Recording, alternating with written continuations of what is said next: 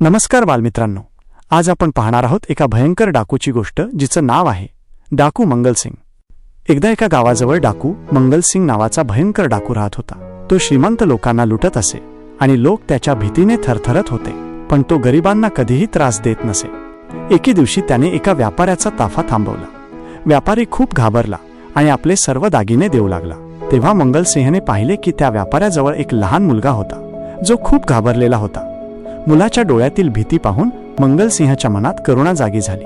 त्याला आपल्या बालपणाची आठवण झाली, जेव्हा तोही गरिबी आणि अन्यायामुळे या मार्गावर आला होता। त्याने व्यापाऱ्याला सोडून दिले आणि म्हणाला, मी चुकीच्या मार्गावर चाललो आहे।